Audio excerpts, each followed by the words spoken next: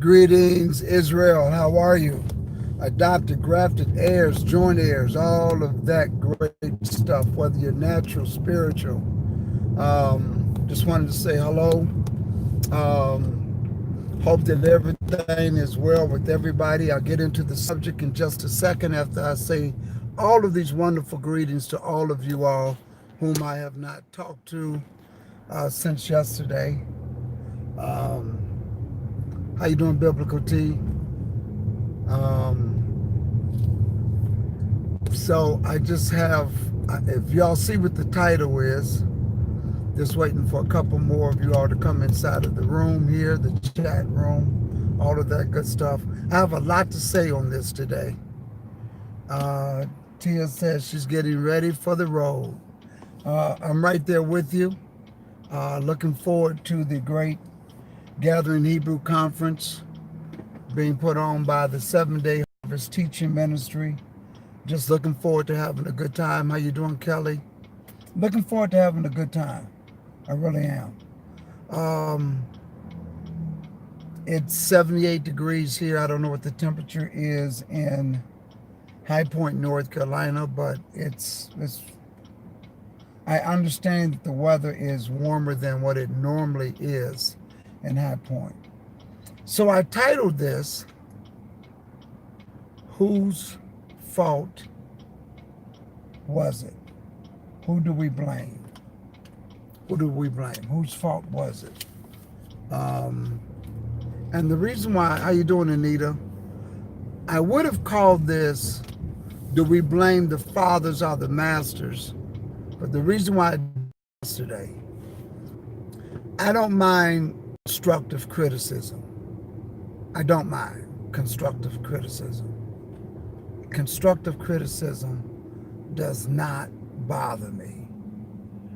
Foolish criticism irks me.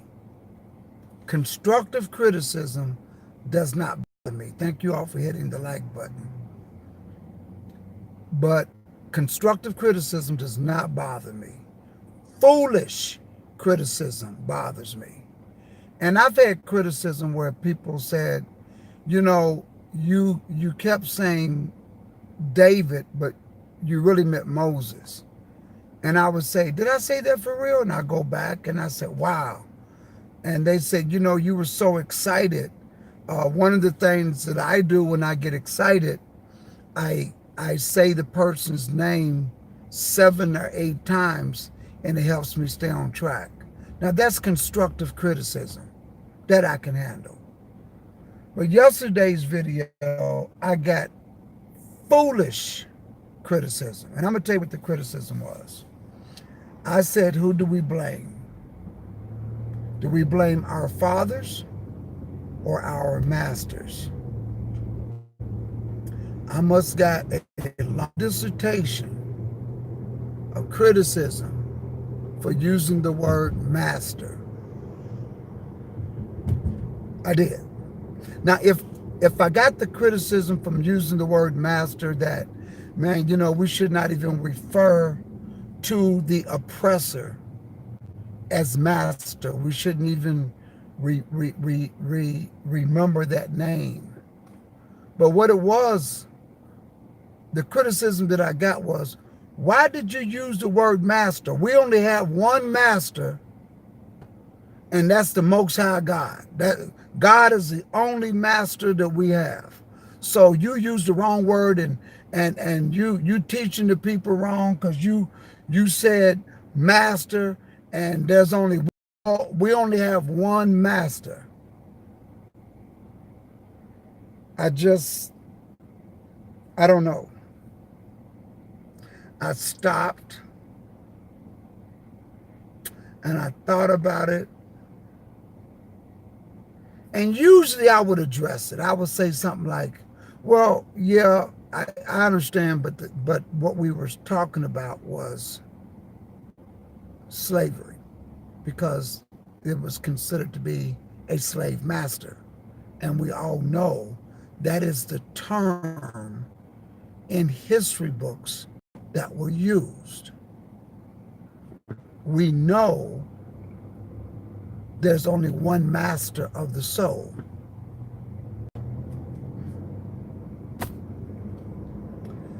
Needless to say, I didn't even entertain it. The reason why I even bring it up is because I would have used it again today, but I used it yesterday, and I don't want to make it look like that, when you use, it won't let you use the same subject twice. YouTube doesn't do that. So I could have put part two, but anyway, as I decided to go into who do we blame? Who do we blame? Now, let me get into the context of the subject.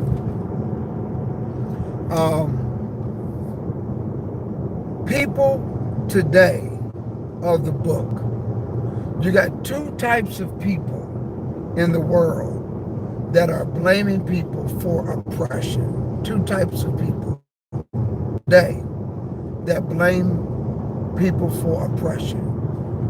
The first group of people that blame the oppressor for slavery does it in such a way out of ignorance. And what I mean by that, if you don't know why, you're just in ignorance to the subject. You're just oblivious to the information. You just don't know. You don't know that, number one, you're the people of the book. Number two, you just don't know. Everyone should know our forefathers are the reason we are where we are. And I agree, Israel Faith. But some people who don't even know the Bible, they don't read the Bible, they don't study, they go around and blaming our oppressors for being in slavery. Like, you all oppressed a people, you took them out of their homeland, and you oppressed them for nothing.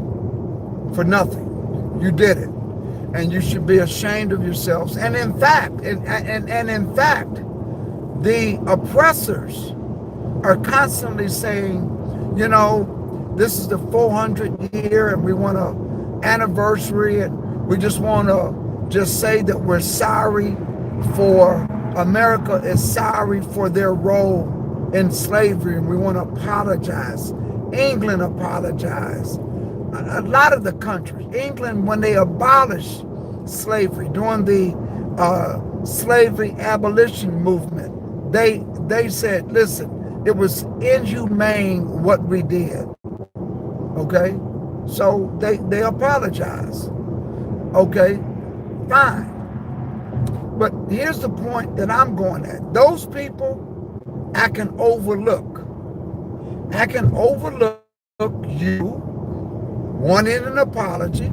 I can overlook the fact that you got a chip on your shoulder. I can overlook that. I really can, because those individuals have no idea of the biblical history as to why Israel was placed into slavery. So I can overlook the ignorance of those individuals wanting an apology, wanting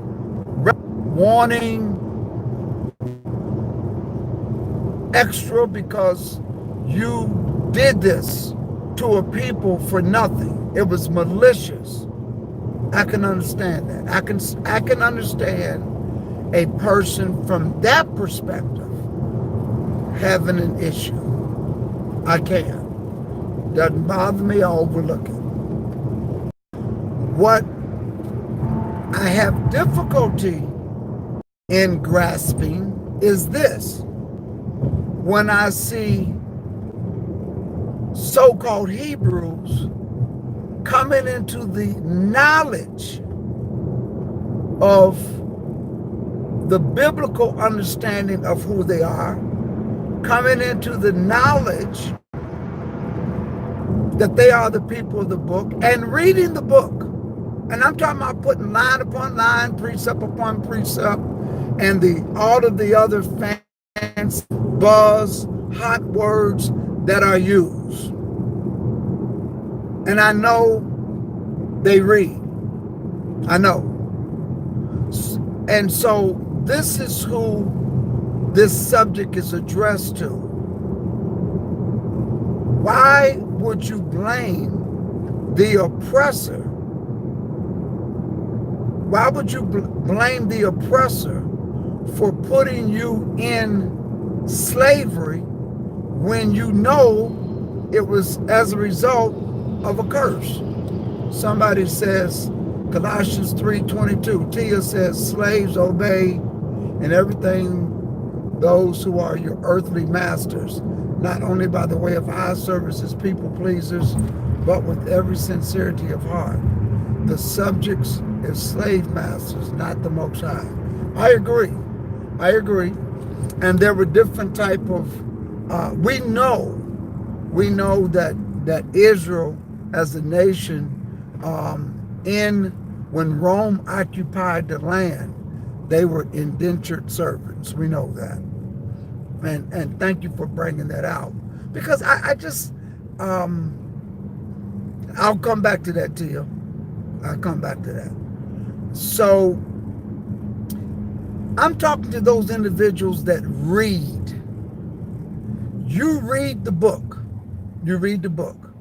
And you know you cannot blame the oppressor for what happened. So it's almost like I pick up a hammer and I walk over to the window and I break a window with the hammer. And you get mad at the hammer and say, you know what? No more hammers in the world. Let's do away with all of the hammers. But you still haven't dealt with me. I was the one that picked it up. I was the one that used it. So what I'm saying is, God is the one that used the oppressors, because he was going to use somebody to place Israel in slavery. He was going to use somebody. He was going to use somebody. He didn't use apes.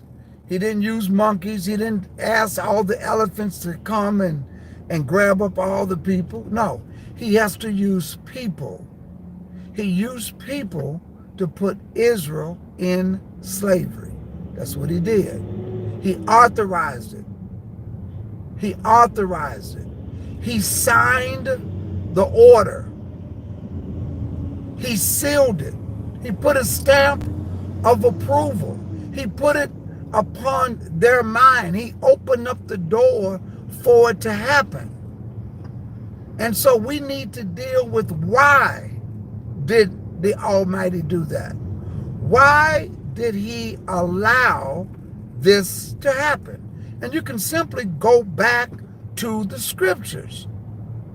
You can go back to Leviticus, the 26th chapter, and Deuteronomy to 28. So to be on a corner of a street with a bullhorn screaming and hollering at individuals in the 21st century who have no idea what you're talking about, because even the oppressors themselves don't know why they were led to oppress you. They have no idea. They have no idea why the Almighty allowed that spirit of supremacy enter into their minds to put you in to oppression. Have no idea at all. They don't know.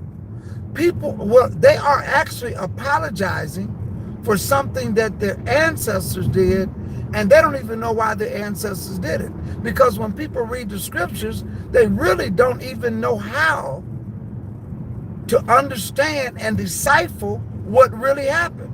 If you can't even figure out who the people of the book are, I know you can't figure out why slavery happened. You can't. There's no way you can figure it out. You've identified the wrong people, and you don't even know who the people of the book are, even though some scholars do. Some scholars who are Jewish know who the people of the book are. They've written books on it themselves. Once they came into the knowledge and the understanding, some of them are not living after the results of writing that book. The man that wrote the 13th tribe, dead. They said he committed a suicide. That's what they said. I remember, and I'll leave this with you. I remember coming into the knowledge that the people in the Middle East during the biblical days could not have been European looking. I think every historian, scholar knows that. White, black, Asian, no matter where they're from, they themselves will honestly tell you that the characters in the Bible during those days were not European looking at all. So I remember knowing that, coming across that, based upon what I'm watching on the History Channel and the facts that they gave, and based upon this scholar, this professor out of Yale, and this professor out of this renowned university, the information they gave, there's no way. I think that is, what difference does it make? It divides people. It opens up wounds. Why would you even address that? Why would you even want to teach that? What difference does it make? And that's what they told me. And for a moment, I almost had the thought in my mind as a seed to be planted. Yeah, you know what? Just let that go. Let that go. But then I thought about it because I'm an analytical person. I kind of look at things, although they are at it in reverse number. So if you present something to me numbered 1 through 5, then I'm going to look at it that way, but then I'm going to look at it 5, 4, 3, 2, 1. That's just what I do. That's just my personality. And because I said, well, wait a minute, being the analytical person that I am, I said, wait a minute, why should I feel that way? Because in essence, you're telling me I'm being divisive. What difference does it make? You're telling me that I shouldn't open up wounds like that, and I shouldn't, bring it up. Does it matter? He's still the same. He still came for the same purpose. And I said to myself, well, wait a minute, no. That every character in the Bible was European. I had no problem. As the opposite person, I had no problem with them being European. But when I found out, and you make me feel bad for bringing up the truth, I said to myself, well, wait a minute. What I know is the truth. Why did you have a problem? Or why did somebody have a problem? Why did they have to change it? So it did matter. It did matter to somebody. It did make a difference to somebody. And most likely, if they knew the facts and changed it around, that is racism. That is divisiveness. So you can't blame me. The question is, let's go back to the individual system that did that. And let's ask, why did you do that? The characters in the scriptures were this. Why did you find a need to alter it? Can you explain that? And put it on the system, the boards, or those that put the book together, those that publish the book, those that put the pictures in the book, those that taught it that way, those who made the movies that way. Go back and ask them, why did you find the need to have to change it around? When fact and historical evidence says this. So that's who you should really be asking. So I don't feel bad. I don't feel bad at all. I'm not gonna let anybody make me feel bad or anything like that. No, no, no. Not me. I'm too strong. I'm the wrong one. I'm too strong of an individual. Because when you ask me analytically, I'm going to reverse the question. I'm gonna do like the Messiah did. They would ask the Messiah a question, and he would answer the question with the question. That's what he would do, because he looked at motive. He looked at a whole bunch of stuff from an analytical point of view, and that's how he did it. And so that's what I do. I'm nowhere as intelligent, as smart as the Messiah, but one thing I do have is I'm not the brightest bulb in the box, but I'm not the dimmest either. So I wanted to know, why did you find the need to have to change the color of the people that were in the Bible to look European? Why? So when somebody answers that question, then I can answer the question why there is a need to go back and straighten the issue out. Because there's a need to straighten the issue out. Now, who do we blame for the condition that we're in? We don't blame nobody but our forefathers. That's who the blame goes on. I'm not blaming the ship. I'm not blaming the captain on the ship. I'm not blaming the woodmaker of the ship.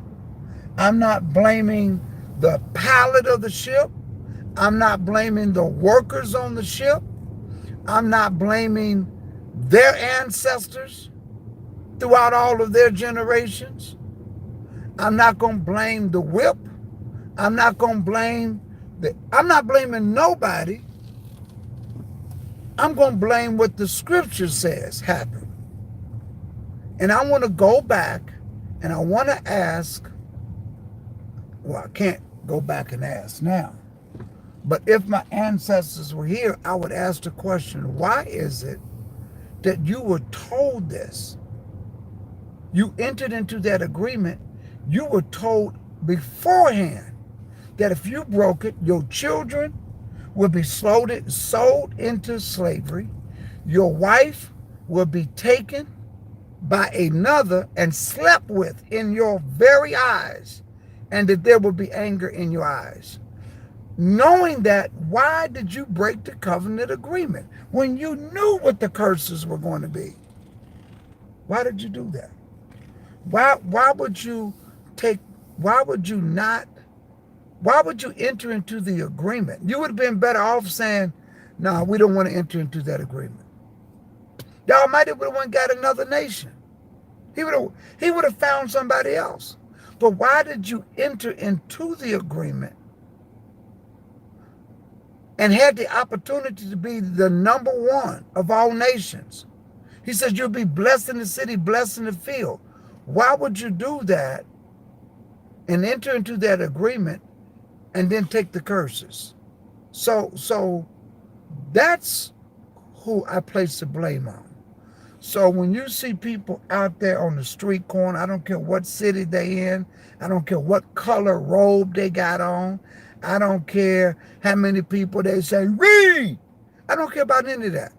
When you start to go and attack other people for your condition, you need to spend that much energy and that much time in teaching what our forefathers did and what we need to do to get back to the covenant agreement. Really. You shouldn't even address nobody. If somebody walks past your table and they look like the ancestors that put you on the ship, not the ancestors, if they look like they are the descendants of the individuals that put you on the ship, you ought to not say nothing. You just, because you have nothing of value unless you're going to say, hey, do you know who the Most High is? Do you know that the same law is for me, is the same law for the stranger and those that sojourn with Israel? But other than that, you just need to deal with Israel. You just need to deal with Israel and leave it alone because it's foolish. It's really foolish. You make all of Israel look bad. All of Israel's looking bad. So I saw this thing on Fox News, and I just went shaking my head. I just had to shake my head. Anita says the blame is with all of us that love sin. Sin feels so good to the flesh. Our forefathers fell into the trap, and the majority of our people today have loved the pleasure of sin, and they will reap the benefits of it. Anita, so great, because you know, a lot of us is no different from our forefathers. You can take this Bible, open it up. Really, you can open it up and tell people, hey, listen, the scripture says in Exodus, remember the Sabbath day to keep it holy. 6 days shall you labor and do all your work. But the seventh day is the Sabbath. And when you look on the, the Saturday is the seventh day of the week. And we're not, it's a day that's holy unto the Lord. He sanctified it. He created the heavens and the earth in 6 days, and he rested on the seventh day and sanctified it. You can show it to people today. And you can say, the Bible says the Sabbath is a sign between me and you. And you know what they're going to say? No. You see, we don't have to do that no more. No. See, that's for the Jewish people. We don't have to do that no more. We're no different. I'm glad some of us are. The blame is, I really am. I'm really glad. Brooklyn said, read. Thank you. Don't make me laugh. Read. And they married the descendants of the oppressor, lying, saying that they are the Hebrews. Now, see, biblical T, you went down there. Yeah, because they got this 12-chart tribe, and they got everybody on that 12-chart tribe that did not come according to the scriptures. And I tell you, I just don't know. I don't know who's worse, the Christian pastors or the wayward Hebrew. I just don't know. I don't know what's worse. When you don't read this, it doesn't matter what category you're in. When you don't read this and you're not willing to accept things that you read in it, when you get understanding, you can just put everybody in the category, because let me tell you, when the Most High returns, he's putting everybody in the same category. It's called the lake of fire category. He don't care whether you're Hebrew. He don't care whether you're Chinese. He don't care whether you're Japanese, African. He don't care if you're Irish, Englishman. If you're not in line with this, everybody goes into one category. And it's called the lake of fire category. And there's not going to be any discrimination.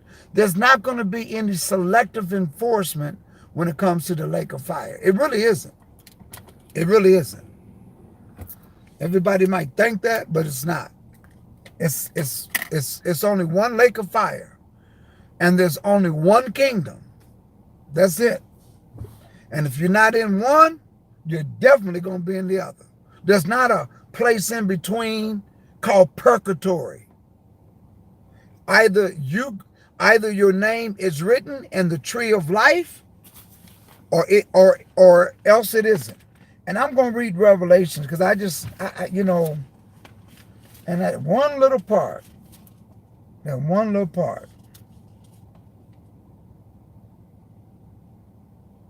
because it says, whose ever name is not written in the book of life. That is so plain. I mean, it's so clear who he's talking about. It says, and there, in verse 27, 21, and 27, and there shall in no wise enter into it, talking about the kingdom, anything that defileth, neither whatsoever worketh abomination, or maketh a lie. But this is who's going to be in there. But they which are written in the Lamb's book of life. So if you are not found written in the Lamb's book of life, whew, that's all I can say. So who do we blame? We blame our forefathers. Now, I want to go back to what I was bringing up earlier when this video started.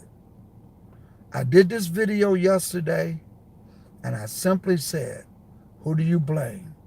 The father or the master? And for somebody to come back and critique, and like I said, I can take constructive criticism, but to come back and say, what do you mean master? We only have one master, and that's the Most High. No, we don't call no man master.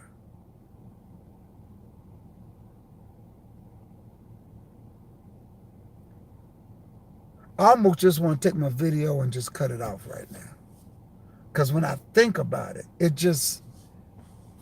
we find the most senseless, fruitless, unproductive things to have a discussion about.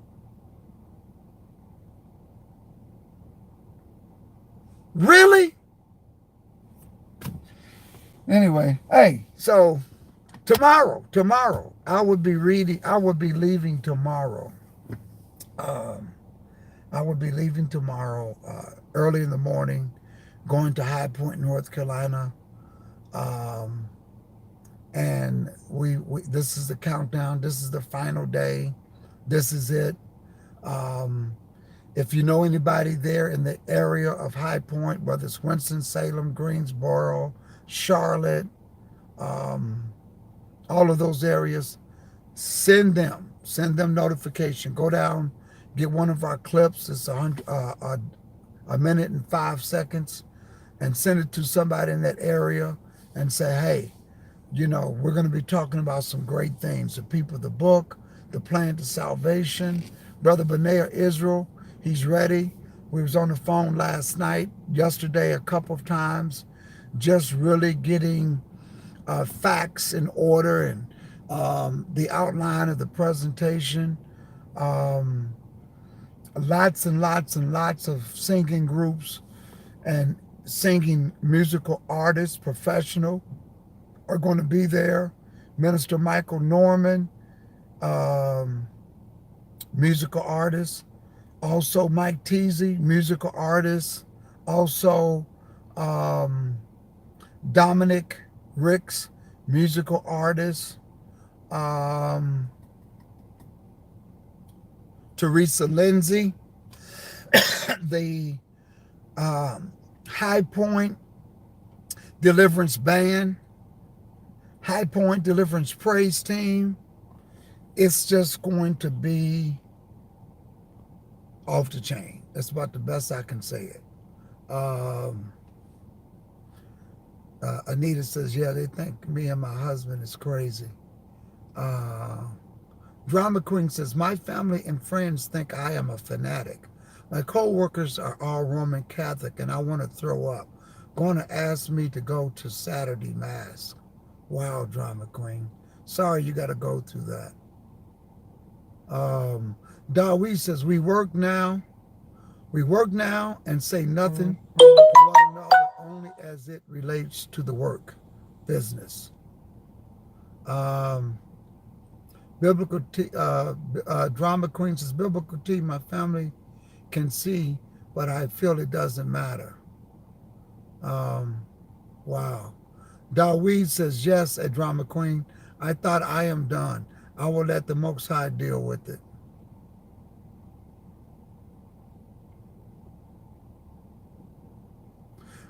Anita says they can understand the hardest thing in the world, but something so simple, it's like rocket science to them. Um, that's true. But the scripture says, I will make the simple things confounded to the wise.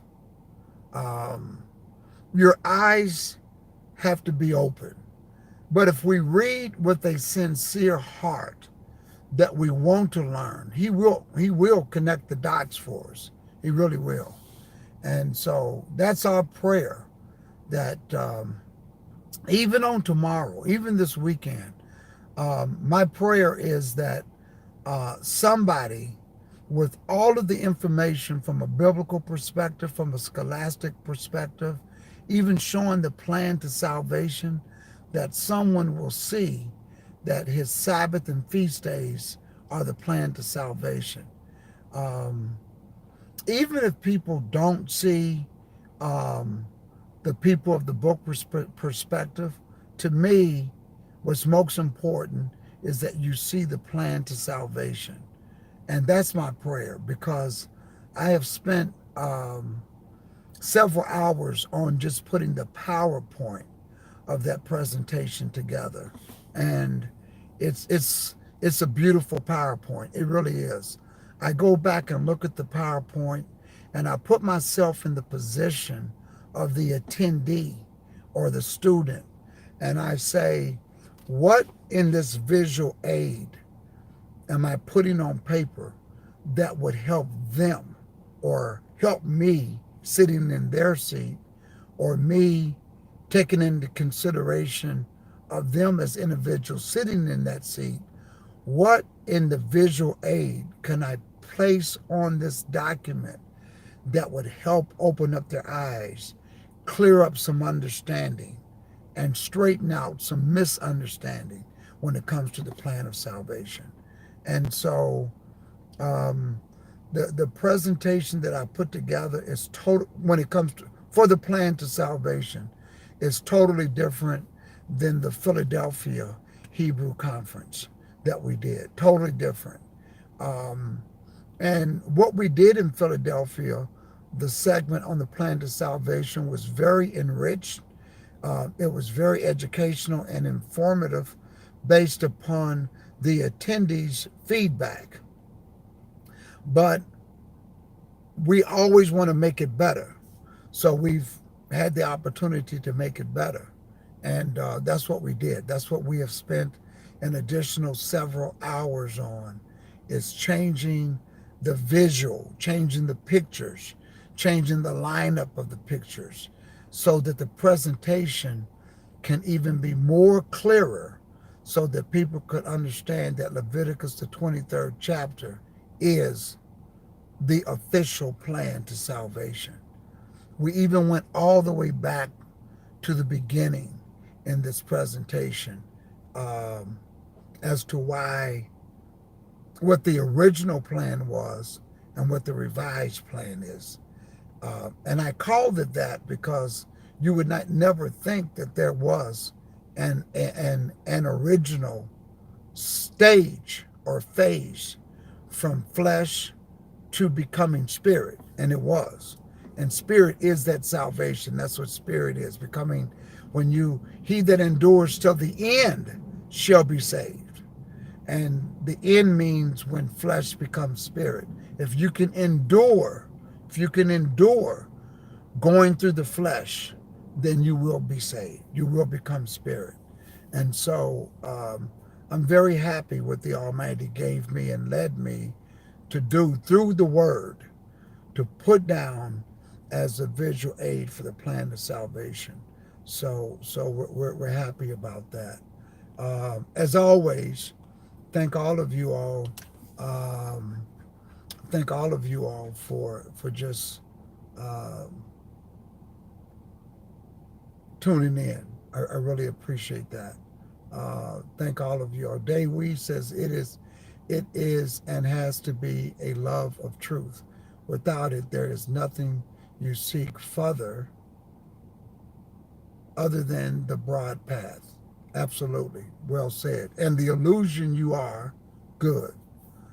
Drama Queen says, so sad I miss Philadelphia gathering. We are too, Drama Queen. And Drama Queen, I think you're in New Jersey. Are you in New Jersey? I believe you're in New Jersey. I don't know what part of the country you're in. If you can let me know real quick. Yes. So, Drama Queen, um, we want to bring this conference to New Jersey next. You're near Philadelphia, but you're in New Jersey. We want to bring this conference to New Jersey next. That's what we want to do. So, um, you have my email address.